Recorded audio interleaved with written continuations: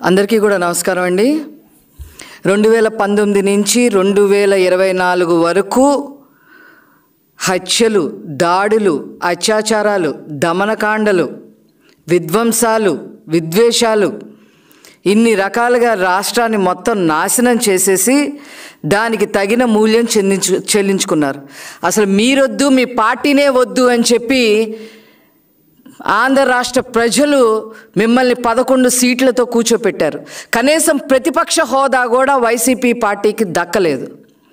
దాన్ని ఎందుకు అలా చేశారు అని చెప్పి వాళ్ళు పోస్ట్మార్టం చేసుకోవాల్సింది పోయి, ఎందుకు ఇలా జరిగిందని పోస్ట్మార్టం చేసుకోవాల్సింది పోయి తెల్లారే శవ రాజకీయాలకి దిగారు. తెలుగుదేశం పార్టీ వాళ్ళు ఏదో దాడులు చేస్తున్నారు మా మీద అని చెప్పి కొత్త శవ రాజకీయం స్టార్ట్ చేశారు. అసలు వైసీపీ పార్టీ అంటేనే ఏడుపుగొట్టు శవ రాజకీయాల పార్టీ అని చెప్పి రుజువయ్యింది. అసలు ఆ పార్టీ పుట్టిందే శవ రాజకీయాలతో.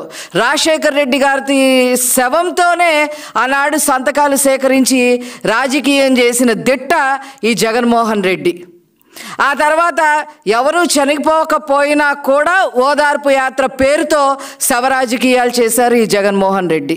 తర్వాత 2019లో బాబాయ్ శవాన్ని అడ్డు పెట్టుకొని శవరాజకీయాలు చేసి ఒక్క ఛాన్స్ పేరుతో ఏదో ప్రభుత్వం ఫామ్ చేసుకోవటం జరిగింది. ఇప్పుడు మళ్ళీ అదే శవరాజకీయాలు ఆంధ్ర రాష్ట్రంలోనే కాకుండా ఏకంగా ఉపరాష్ట్రపతి గారిని కూడా కలిసి ఢిల్లీలో శవరాజకీయాలు చేస్తూ ఉన్నారు. ఏదో తెలుగుదేశం పార్టీ దాడులు చేస్తుంది, మమ్మల్ని బ్రతకనివ్వటం లేదు, లా అండ్ ఆర్డర్ ప్రాబ్లం వచ్చింది అని చెప్పి లేని విషయాలు మళ్ళీ నమ్మబలికే విధంగా మాట్లాడటం నిజంగా సిగ్గుచేటైన విషయం అని చెప్పి ఈ సందర్భంగా నేను మనవి చేస్తా ఉన్నా.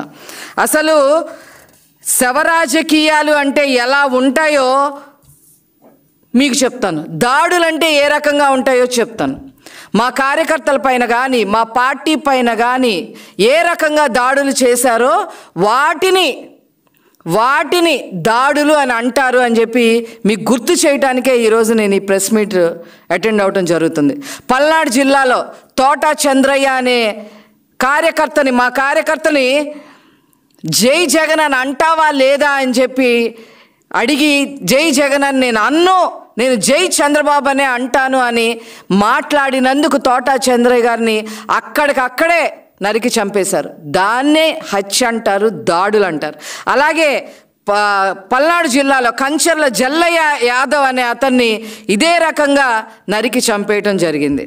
అదేవిధంగా దాచేపల్లిలో మాజీ సర్పంచ్ పరిశెట్టి అంకులు, కాపు సామాజిక వర్గానికి సంబంధించిన సర్పంచ్ని దాడి చేసి కత్తితో నరికి పొట్టలో పేగులు బయటికి వచ్చేలాగా మీరు హత్య చేశారు అనే విషయాన్ని ప్రజలందరూ కూడా గమనించారు.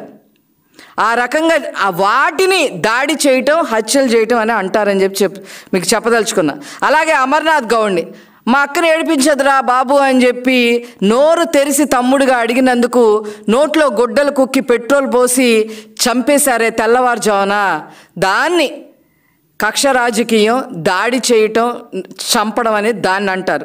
అదేవిధంగా ప్రకాశం జిల్లాలో ట్రాక్టర్తో హనుమాయమ్మ అనే ఒక ముసలావిడిని గుర్తించేశారు. అదేవిధంగా చంద్రబాబు నాయుడు గారి ఇంటి మీద మాజీ ముఖ్యమంత్రి వారు Z+ కేటగిరీలో ఉన్నారు, వారు ఇప్పుడు ప్రెసెంట్ ముఖ్యమంత్రిగా పనిచేస్తూ ఉన్నారు. అలాంటి చంద్రబాబు నాయుడు గారి ఇంటి మీద మీ ఎమ్మెల్యే జోగి రమేష్ని దాడికి పంపించారు మీరు. వాటిని దాడులు అని అంటారని చెప్పి ఈ సందర్భంగా తెలియజేస్తా ఉన్నా. అలాగే మా పార్టీ ఆఫీస్ పైన మీరు మధ్యాహ్నం పూట నిస్సిగ్గుగా వచ్చి దాడి చేసి మా సోషల్ మీడియా పర్సన్, ఒక చేనేత వర్గానికి సంబంధించిన వ్యక్తి బద్రి అనే అతన్ని తల పగలు కొట్టారు. ఎదురొచ్చిన వాళ్ళందరినీ, మా నాలెడ్జ్ కమిటీలో ఉన్న వాళ్ళందరినీ కూడా వాళ్ళని కూడా చితకబాదారు. దాన్ని దాడి అని చెప్పి అంటారు. అదేవిధంగా పట్టాభి గారిని ఏ రకంగా చేశారో మీకు నేను గుర్తు చేయాల్సిన పని కూడా లేదు. అలాగే అధికార పార్టీకి చెందిన ఎమ్మెల్సీ ఒక దళితుడిని చంపేసి పార్సిల్ చేశారు. దాన్ని దాడి శవ రాజకీయం అని చెప్పి అంటారు. అదేవిధంగా మాస్క్ అడిగినందుకు ఒక దళిత డాక్టర్ని పిచ్చోడు ముద్ర వేసి దాడి చేసి పిచ్చోడు ముద్ర వేసిన హీన చరిత్ర కూడా మీదే అని చెప్పి నేను చెప్తా ఉన్నా. ఓం ప్రకాష్ చిత్తూరు జిల్లా మద్యం గురించి, కల్తీ మద్యం గురించి ప్రశ్నించినందుకు తెల్లార శవమై తేలాడు. ఇంతవరకు అతను చంపారో ఆత్మహత్య చేసుకున్నారో కూడా తెలియని పరిస్థితి తీసుకొచ్చారు. అదేవిధంగా అక్రమ ఇసుక గురించి మాట్లాడినందుకు చేనేత వర్గానికి సంబంధించిన ప్రొద్దుటూరులో నందం సుబ్బయ్య అనే వ్యక్తిని రాళ్లతో దాడి చేసి నరికి చంపారు. అదేవిధంగా విజయనగరం జిల్లాలో రాజాంలో కృష్ణా మాస్టర్ గారు కేవలం వైసీపీలో చేరలేదని చెప్పి అతని దాడి చేసి కారుతో గుద్దించి చంపేశారు.